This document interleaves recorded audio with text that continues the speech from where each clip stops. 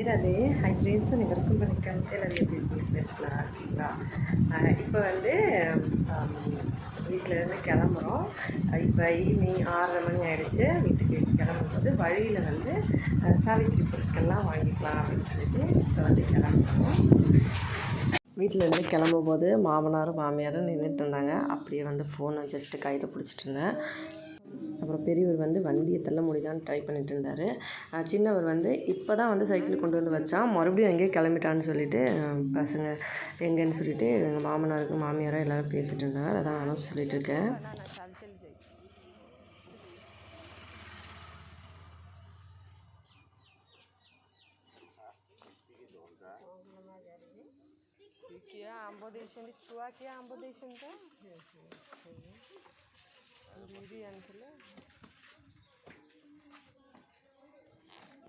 அதுக்கப்புறம் வழியில் வந்து ஒரு கடையில் பார்த்தா எல்லா கடையிலும் ஒரே ரஷ்ஷாக இருக்குது. நாளைக்கு சாவித்திரி அப்படின்றதுனால சரி கொஞ்சம் கொஞ்சமாக ஏதாவது திங்ஸ் வாங்கிக்கலாம்னு சொல்லி பார்த்தா எல்லா கடையும் இவ்வளோ ரஷ் பாருங்கள். சரின்னு சொல்லி இந்த கடையிலேருந்து இன்னொரு கடைக்கு வந்தால் பக்கத்தில் வந்து ஒரு ஆயுர்வேதிக் கிளினிக் இருந்துச்சு. ஆக்சுவலாக நான் வந்து நிறைய ரெமெடிஸ்லாம் யூஸ் பண்ணுவேன் ஃபஸ்ட் டைமில். இப்போ வந்து ஆப்ரேஷன் பண்ணதுலேருந்து கொஞ்சம் சரியாக வேலை செய்யலை. இந்த கிளினிக்கில் பார்க்கலாமா அப்படின்னு சொல்லிட்டு யோசித்தேன். சரி லேட் ஆகிடுச்சு கிளம்பலான்னு சொல்லிட்டு கிளம்பிட்டோம். அதுக்கப்புறம் இது இன்னொரு கடை எவ்வளோ ரஷ் பாருங்கள். எக்கச்சக்கமாக கூட்டம் சாவித்திரி அப்படின்றதுனால சரின்னு சொல்லிட்டு வந்துட்டு வீட்டுக்கு வந்து சமைச்சு சாப்பிட லேட் ஆகிடுச்சு 11 மணி. அதுக்கப்புறம் வீடியோ எடுக்கலை. காலையில் 4 மணிக்கு எந்திரிச்சு குளித்து ரெடியாகி சாமி பூஜையெல்லாம் பண்ணிவிட்டு இந்த புடவை அதுக்கப்புறம் வாங்கிட்டு வந்த திங்ஸ்லாம் வச்சு சாமிக்கிட்ட பூஜை பண்ணிட்டேன். ஆல்ரெடி நான் நிறைய வீடியோஸில் சாவித்திரிக்கு வீடியோஸ்லாம் அப்லோட் பண்ணியிருப்பேன். எப்படி சாவித்திரி பூஜை கொண்டாடுவாங்க, எப்படி திங்ஸ்லாம் வாங்குவாங்கன்னு சொல்லி அதே மாதிரி பொருட்கள்லாம் வாங்கிட்டு வந்திருந்தேன். அதுக்கப்புறமா பூஜை பண்ணிவிட்டு காலையில் 4 மணிக்கே ரெடி ஆகிட்டு சாமிக்கிட்ட பூஜை பண்ணி வீட்டில் ஹஸ்பண்ட் காலில் விழுந்து அம்மா காலில் விழுந்து ஆசீர்வாதம் வாங்கிட்டு கடைக்கு வந்து கிளம்பிட்டேன். ஃபஸ்ட்டு வந்து சாமிக்கிட்ட பூஜை பண்ணிவிட்டு அதுக்கப்புறம் புடவையெல்லாம் அப்புறமா வந்து கட்டிக்கணும். புடவை, வளையல், குங்குமம், நெயில் பாலிஷ், ஹலத்தா இதெல்லாம் வந்து நம்ம வாங்கி சாமிக்கிட்ட பூஜை பண்ணிடுறது. அதுக்கப்புறம் வியர் பண்ணிவிட்டு கடைக்கு கிளம்பி வந்துச்சு. ஹஸ்பண்ட்கிட்டையும் அம்மாக்கிட்டேயும் ஆசீர்வாதம் வாங்கிட்டு கடைக்கு வந்து சமையல் பண்ண ஆரம்பிச்சிட்டேன். அப்போ வந்து வீடியோ எடுக்கவே இல்லை. எல்லாம் சமையல் முடித்தாச்சு.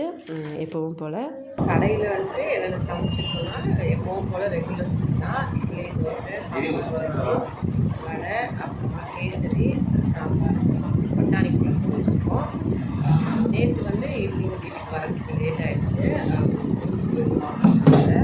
அதனால தான் வந்து இதுவும் அதிகமாக ஃப்ரூட்ஸ்லாம் வாங்கியிருக்காங்க.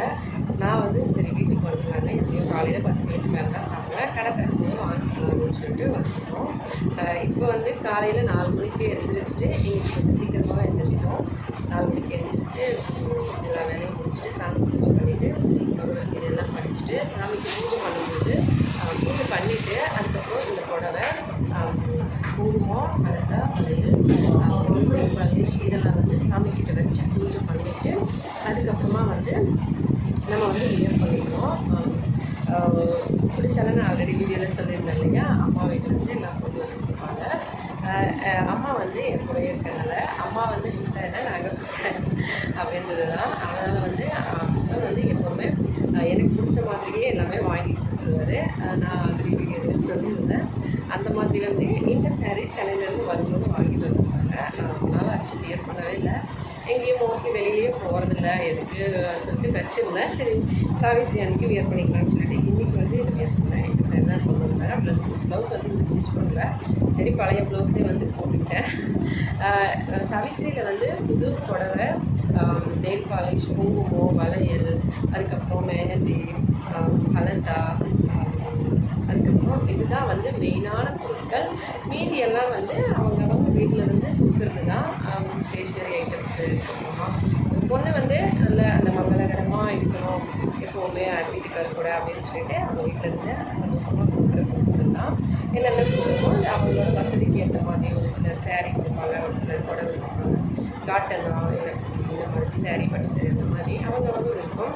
பூஜை பண்ணுற அன்றைக்கி வந்து இதை கட்டிப்பாங்க. அதுக்கப்புறமா கொஞ்சம் நிறைய பேர் வந்து வேலை செய்யணும்னு சொல்லிட்டு கொஞ்சம் நேரம் கழித்து வச்சுட்டு வேறு பொண்ணையும் வியர் பண்ணியிருப்பாங்க. ஒரு சிலர் வந்து ஃபுல்லாகவே வியர் பண்ணிட்டுருப்பாங்க. அந்த மாதிரி தான் சாவித்திரி பூஜை அப்படின்றது. சத்யவான் சாவித்திரின்னு நான் ஆல்ரெடி கதை ஒன்று வீடியோ அப்லோட் பண்ணியிருந்தேன். நீங்கள் பார்த்தீங்களா இல்லையான்னு தெரியல. நான் வந்து அந்த வீடியோவோட அந்த லிங்கை கொஞ்சம் டிஸ்கிரிப்ஷனில் ஆட் பண்ணுறேன் பாருங்கள். இதுதான் சத்யவான் சாவித்திரி பூஜை. நான் வந்து ஊருக்கு போயிட்டு நேற்று வரும்போது பீரோ சாவி மறந்துட்டேன். பீரோ சாவி எடுத்துகிட்டு போயிருந்தேன். இன்னும் காட்டன் புடவை வந்து ஒன்று வச்சு அந்த பீரோவில் அதையும் கொண்டு வந்துப்பேன். சரி பரவாயில்லன்னு சொல்லிட்டு வந்தேன். ஹஸ்பண்ட் வந்து 2 நாள் முன்னாடியே சொன்னார் காட்டன் புடவை வாங்கலாம். ஏன்னா இங்கே வந்து சாவித்திரிக்கு நான் ஊரில் எல்லாம் காட்டன் புடவை வியர் பண்ணுவோம். நான் வந்து சொல்லியிருந்தேன் காட்டன் புடவையே வியர் பண்ணிக்கலாம் அப்படின்னு சொல்லிட்டு ஹஸ்பண்ட் வந்து வாங்கிக்கலாம் கடைக்கு போகலான்னு சொல்லியிருக்காரு. நான் வந்து சாரீ இருக்குங்க மறுபடியும் எதுக்கு வாங்குவோம் அப்புறம் வாங்கிக்கலாம் அப்படின்னு சொல்லிட்டு நான் வந்து பூஜை பண்ணிக்கலாம் ஆக்சுவலாக காலையிலேருந்து தைராய்டு மெடிசன் வந்து சாப்பிட்டேன். ஏன்னா நான் எப்போவுமே நிமிஷம் வந்து தைராய்டு மெடிசன் சாப்பிட்டோம். அதுக்கப்புறமா வந்து காஞ்சி திராட்சை சாப்பிட்டுருக்கேன். கொஞ்சமாக ஹலத்தா வந்து காலையில் போட்டேன். பூஜை பண்ணிட்டு சாப்பிட்டுட்டேன் வச்சுக்கிட்டேன். வீட்டில் வச்சுருக்கேன். நான் குடும்பத்தோடு மிக்ஸ் பண்ணி வச்சுக்கிட்டேன். அதுக்கப்புறமா வந்து வளையல் சாமிக்கிட்ட பூஜை பண்ண வளையலில் ஒன்று போட்டேன். ஏன்னா இன்றைக்கி வந்து வளையல் கலக்கக்கூடாது கலக்கிட்டு போடக்கூடாது. அதனால் வந்து அப்படியே போட்டுருக்கோம். நாளைக்கு வந்து நம்ம சேஞ்ச் பண்ணி போட்டுக்கலாம். அது வளையல்லாம் கொண்டு வந்து வச்சுருக்கேன். அதுக்கப்புறமா ஃப்ரூட்ஸ்லாம் கடை திறந்துட்டாங்க. ஸோ வந்து கொஞ்சம் நேரம் கழிச்சு போய் வாங்கிட்டு வரேன்னு சொன்னார். இப்போ வந்து அம்மாவை விட்டுட்டு வரும்போது வாங்கிட்டு வந்தார். ஆல்ரெடி வாழைப்பழமும் மாம்பழமும் வாங்கிட்டு வந்து வச்சாச்சு. சாமிக்கு பூஜை பண்ணிவிட்டு பிரசாதம் சாப்பிட்றதுனால மாம்பழம் பூஜை பண்ணிவிட்டு சாப்பிட்டேன். கொஞ்சமாக வெறும் வயிற்றில் சாப்பிடாது அப்படின்னு சொல்லி அது ஒரு 4 மணிக்கு காலையில் கொஞ்சமாக சாப்பிட்டுட்டு சாமி பிரசாதம். அதுக்கப்புறமா வந்து கடைக்கு வந்து இப்போ காஞ்சி திராட்சை சாப்பிட்டுட்டு அதுக்கப்புறமா உட்காந்துருக்கேன். எங்கள் ஹஸ்பண்ட் வீட்டில் யாரும் வரல. வியாபாரமும் ரொம்ப டல்லாக இருக்குது. அதனால் சரி வெயிட் பண்ணிகிட்ருக்கேன். உட்காந்து 12:30 மணி ஆகிடுச்சு. சரியான வெயில். சுத்தமாக வந்து வியாபாரமே இல்லை. இன்றைக்கி ஏன்னு தெரியலை. ஒரு சில டைமில் இப்படி தான். ஆனால் ஒரு சில டைமில் நல்லாவே ஓடும். சரின்னு சொல்லிவிட்டு அப்படியே வரும்போது வழியில் பக்கத்தில் ஏதாவது வீடு இருக்கா அப்படின்னு சொல்லிட்டு செக் பண்ணிவிட்டு வரலாம் அப்படின்னு சொல்லிட்டு பார்த்துட்ருந்தோம்.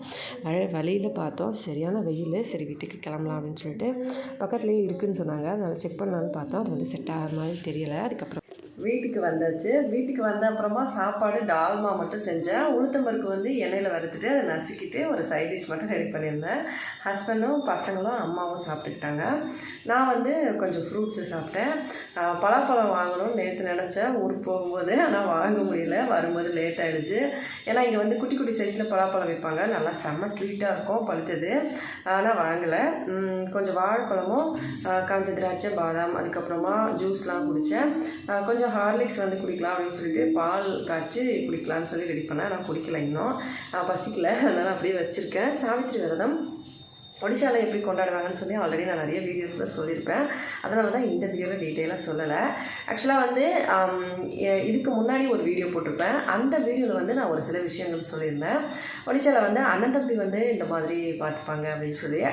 அது வந்து நான் கண்டிப்பாக எனக்கு நிறைய பேர் சப்போர்ட் பண்ணியிருக்கீங்க. எங்கள் வீட்லேயுமே கல்யாணம் பண்ண வந்து புதுசில் இருந்து சரி இப்போவும் சரி எப்போவுமே நல்லா பார்த்துப்பாங்க. ஜஸ்ட்டு வந்து ஒரு சிலர் வந்து எப்போவுமே எதிர்பார்த்துக்கிட்டே இருப்பாங்க இல்லையா, நமக்கு வந்து அவங்க காசு கொடுக்கணும் அப்படின்னு சொல்லி. அந்த மாதிரி ஒரு விஷயத்தில் மட்டும்தான் அவங்க எதிர்பார்க்குறாங்களே தவிர மற்றபடி வந்து பார்த்துக்கிறது அப்படின்னும் போது எந்த வீட்டில் இருந்தாலும் ஒரு புதுசாக கல்யாணம் பண்ணி வந்தால் மாமியார் மருமகள் பெரிய ஒரு குத்தி சின்ன ஒரு குத்தி இந்த மாதிரி பிரச்சனைகள்லாம் இருக்கிறது ரொம்ப சர்வசாதாரணம் தான். ஒரு ஃபேமிலியில் எல்லாமே நம்ம வந்து அட்ஜஸ்ட் பண்ண வேண்டி இருக்கும். ஆக்சுவலாக என் ஹஸ்பண்ட் வந்து எல்லாரும் மாதிரியும் கிடையாது. அவர் கொஞ்சம் டிஃப்ரென்ஸு. ஏன்னா கல்யாணத்துக்கு அப்புறமாவுமே கூட அப்பா அம்மாவை வந்து எப்படி கேர் பண்ணணுமோ அதே மாதிரி அக்கா தங்கச்சி மட்டும் இல்லாமல் அண்ணன் தம்பியை கூட அவர் கேர் பண்ணணும். நம்மளால் அவரை இன்கம் பண்ணுறோம் அப்படின்னும் போது நம்ம எல்லாருக்கும் ஹெல்ப் பண்ணணும்னு நினச்சி அவர் பண்ணார் சென்னையில் இருக்கும்போது. அப்போ வந்து எல்லோரும் ஹெல்ப் பண்ணும்போது ஓகே. இப்போ வந்து பண்ண முடியலன்னா யாரும் வந்து அதை புரிஞ்சிக்க மாட்டேன்றாங்க. ப்ளஸ் வந்து அவங்க நமக்கு கொடுத்துட்டு இருந்தால் நல்லாயிருக்கும் அப்படின்னு ஒரு ஜஸ்ட்டு திங்க் பண்ணுறாங்க. சம்டைம்ஸ் வந்து அவங்க டைரெக்டாக சொல்லனாலும் ஒரு சிலர்கிட்ட பேசுகிறது நமக்கு தெரியுது அப்படின்ற பட்சத்தில் தான் நான் சொன்னேன். மற்றபடி வந்து அவங்க கொடுக்கணுன்னோ இல்லை நாங்கள் வந்து அவங்களுக்கு கொடுக்கக்கூடாதுன்னோ நாங்கள் என்றைக்குமே நினச்சது கிடையாது. இப்போ கூட ஒரு கடை வச்சுருக்கோம். கடனை உடனே வாங்கி எவ்வளோ பிரச்சனை பண்ணி எவ்வளோ ஸ்ட்ரகிள் பண்ணி கடை வச்சுருக்கோம். அவங்க எல்லாருக்குமே தெரியும். நிறைய நண்பர்கள் கூட உதவி பண்ணியிருக்காங்க. அப்படியே கடையை வச்சுட்டு இப்போ இன்கம் வந்தால் கண்டிப்பாக வந்து ஹஸ்பண்டால் முடிஞ்சால் அவர் ஹெல்ப் பண்ணுவார். ஏன்னா அவர் வந்து எப்போவுமே அப்படி தான். நம்மளால் முடிஞ்சால் அடுத்தவங்களுக்கு கொடுக்கலாம் அப்படின்னு நினைப்பார். அடுத்தவங்களுக்குன்னு போது நம்ம குடும்பம் அவங்க கஷ்டப்படுறாங்கன்னா நம்ம கொடுக்கலன்னா அப்படி தான் நினைப்பார். மற்றபடி வந்து இவர் இப்போ கொடுக்கல அப்படின்னும் போது எல்லோரும் வந்து கொஞ்சம் காசு கொடுக்கலையே கடை வச்சுட்டாங்க அது பண்ணிட்டாங்க இது பண்ணிட்டாங்கன்னு சொல்கிறாங்க அப்படின்னும் போது கண்டிப்பாக அவங்க இப்போ கூட ஒரு சிலர் வந்து கண்டிப்பாக நினைக்கிறாங்க ஹஸ்பண்டோட அண்ணாலாம் வந்து கடை ஓடுதா பத்திரமா பார்த்து சேஃபாக இருங்க, நல்லபடி பண்ணுங்கள் அந்த மாதிரி சொல்கிறாங்க.